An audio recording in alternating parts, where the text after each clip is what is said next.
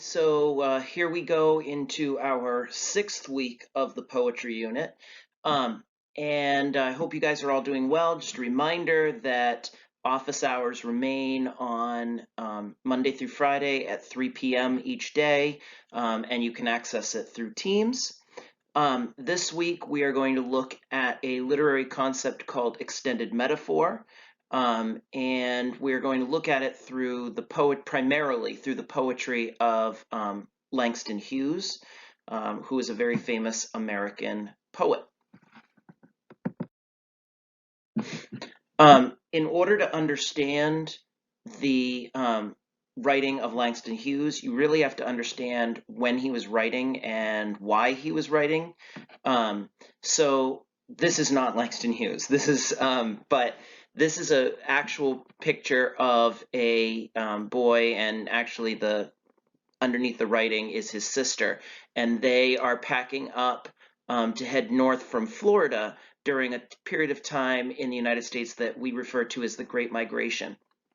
At the beginning of the 1900s, there was this neighborhood in Manhattan, in New York City, called Harlem. It's obviously still a neighborhood there, and it had originally been designed for rich white people at the end of the 1800s. That was who it was originally designed for. But at the beginning of the 1900s, a bunch of the buildings were empty, and so a few black families moved in. This is a different time, all right? I just need you to understand that this is the way things were. A few African American families move into the neighborhood, and all the remaining white families move away. It is just the way it was. We would hope that we're past that now. Obviously, not everybody is, but that was the situation at the time. And so there were all these natural disasters, tornadoes, hurricanes, different things that happened in the South at the beginning of the 1900s.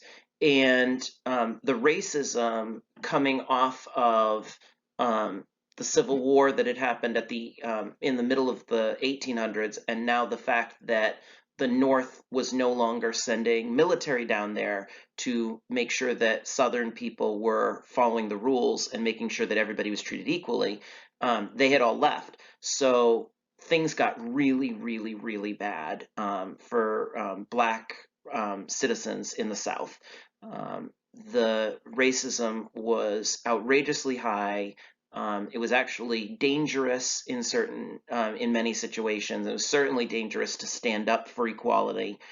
And because of these natural disasters that had also occurred in the South at this time, a lot of the farming was in real trouble. So a lot of African American families packed up the stuff that they had and drove north. And we call this the Great Migration. By the year 1920, by 100 years ago, 300,000 African Americans had moved from the South to the North in just basically a 10-year period. That is a lot of people to suddenly move into any one chunk of the country, and many, many, many of them moved to the Harlem neighborhood in New York City during this time. Whenever you get a group that has clustered together in one place, you get a burst of culture. People sharing musical styles, artistry, and here you have, for the first time really, in American history, a huge population of African Americans free to express themselves artistically. And they're all partially because of racism, partially because cities were so defined by, this is where the Irish people live, and this is where the Jewish people live, and this is where the black people live, and this is where that's just the way it was. And so you end up with the Harlem neighborhood being filled with African American residents who had just moved from the South, and they start sharing a mix of some African sound that had still carried over through generations, and mixing it with the gospel sounds of the South, and developing what we now call jazz, creating all kinds of beautiful art, literature, and you know, these are people whose parents and had been slaves,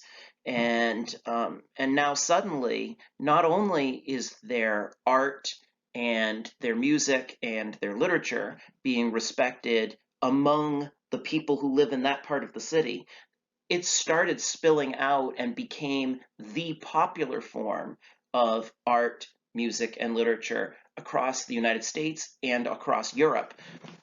So you have these people who are treated horribly in their own country, but are being invited over to France and Italy on a regular basis to perform, to speak, to create, to study.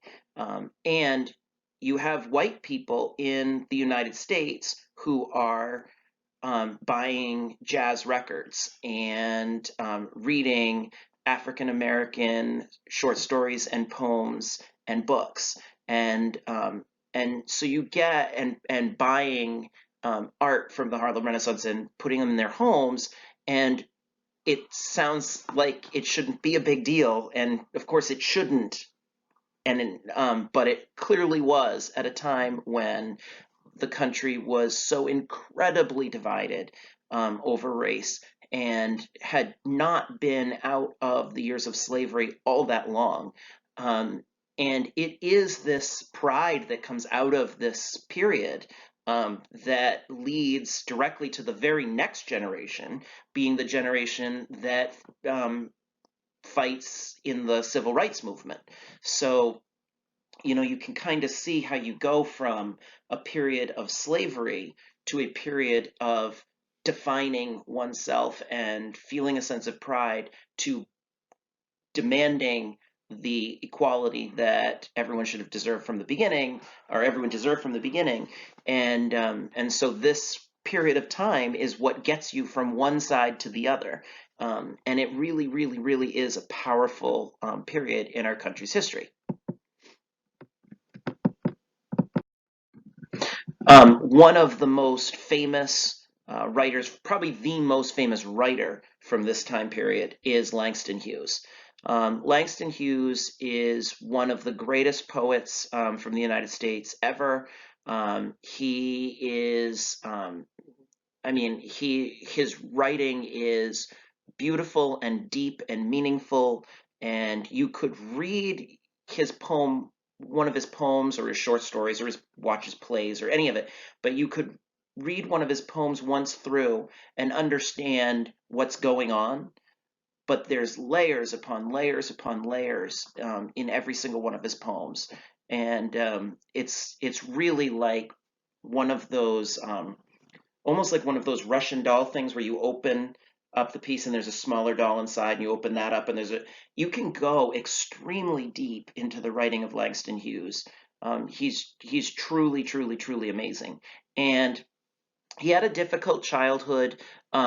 He grew up in actually a number of Midwestern towns. He was not from Harlem originally. And his father abandoned him and his mother when he was very young. His father moved to Cuba and to Mexico, and just totally left the family. And so Langston was left to um, sort of just try very hard to succeed with a single mother and his sister. And he attended Columbia University. He actually went down to Mexico to find his father in 1919, I believe, and said, "Dad, please pay for me to go to Columbia, or at least contribute or something." And his father agreed only if he would study engineering and none of that, like writing and art stuff. And so Langston agreed to go and study engineering. And he went to Columbia, and he had a B plus average, but students and teachers were extremely prejudiced and racist towards him. And it was too much, and he left Columbia. Um, it was a real struggle. I mean, at this time, Columbia University is a school that is basically almost all white, and there is a lot of racism there. And so he actually moves to Harlem at that point, and this is the very beginning of the 20s, and the Harlem Renaissance is just starting. And he begins to write about the people there, and he hears all this jazz that has been developed, and he actually writes poetry that is meant to sound like jazz playing. It follows the same beat as jazz, and sometimes it describes some of the things that people are doing to make them sound like they are trumpets or pianos. So he incorporates the music that was being developed at the time into his poetry. He always wanted to show the real life of African Americans. This was an interesting thing that was going on in the Harlem Renaissance. You have photographers, artists, musicians, and writers who are trying to um, elevate African Americans and um, show them as being um, wealthier or more powerful. And then you have people like Langston Hughes who are going, I am going to write what the real struggle is of African Americans at this time. And it's always a big debate during the period as to how you want to define African Americans. Do you want to define them as struggling and this is what they're really fighting through every day? Or do you want to show them as empowered and successful? And so it was a big debate. It, you know, it'd be interesting for you to think about what you think is better.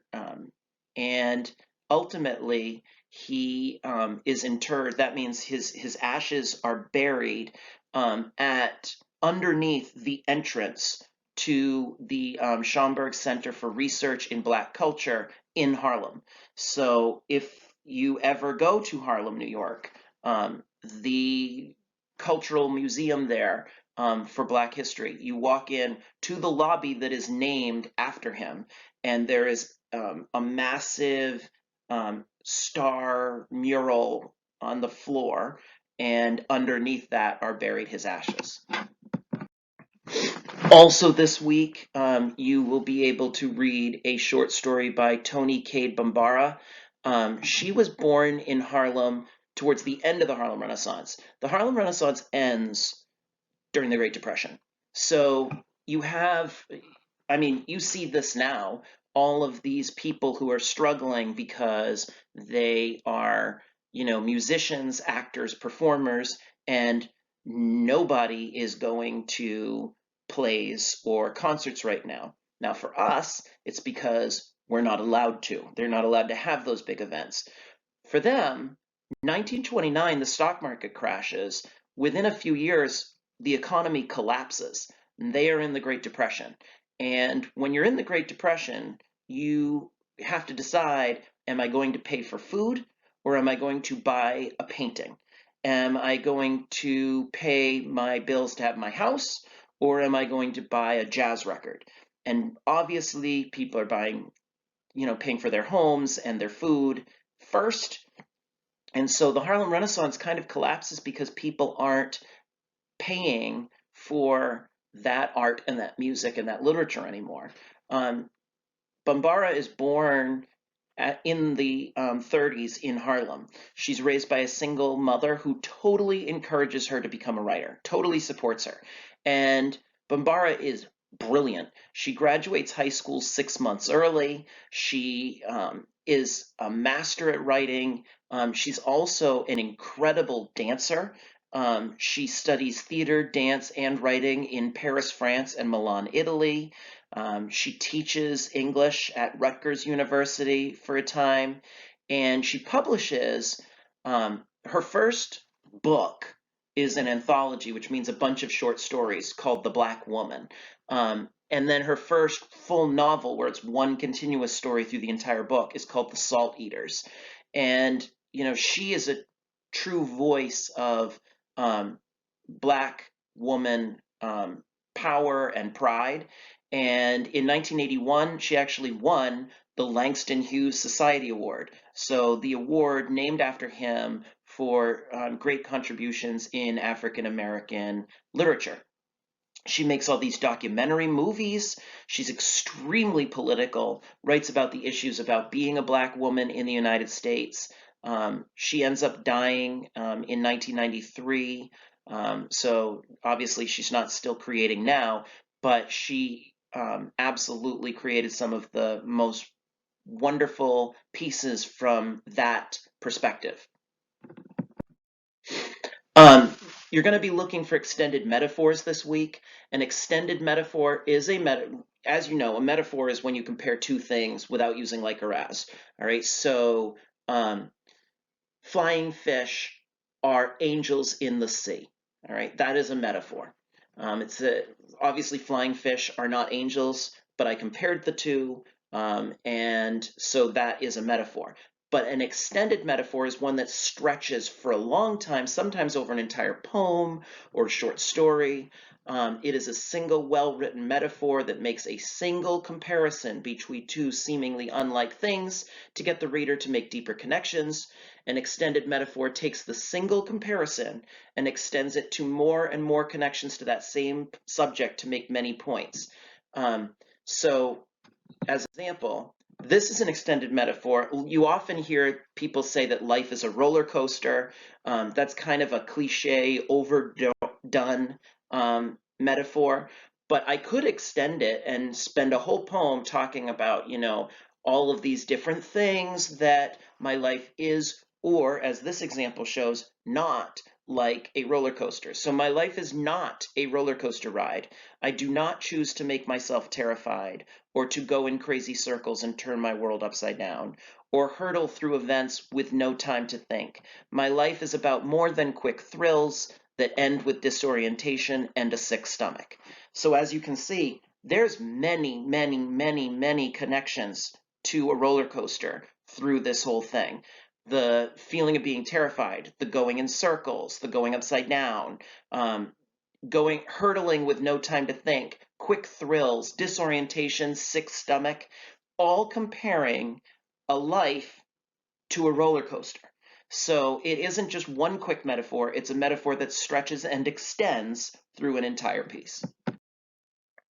So this week, today, after you watch this video, you are going to look for extended metaphors in The Bells by Edgar Allan Poe. That was the poem that you read on Friday. There is an activity posted about finding extended metaphors in The Bells by Poe. Tomorrow, Tuesday, you are going to examine the extended metaphor that is found in the poem Mother to Son by Langston Hughes. Wednesday, it has you creating your own extended metaphor.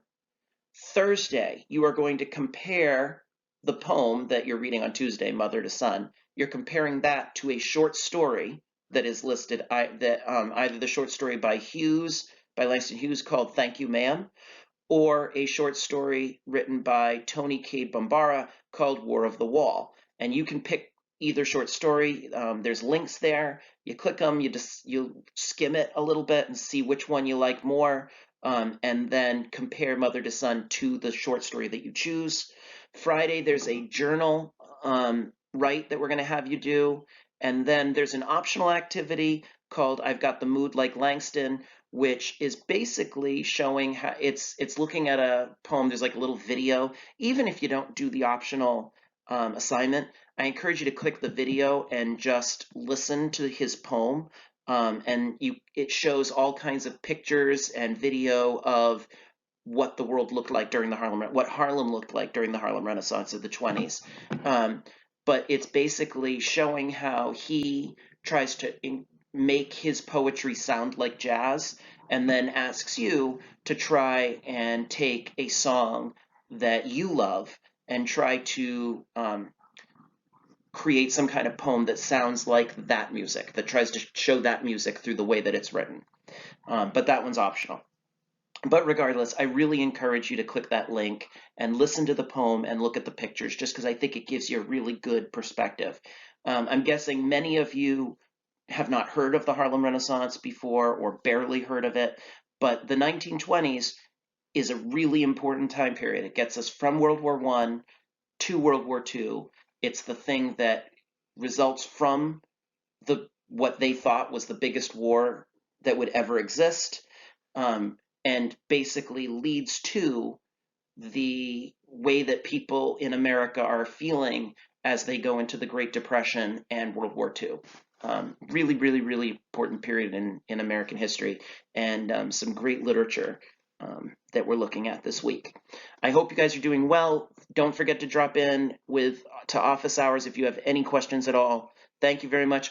And also, shout out to Seamus Hurley.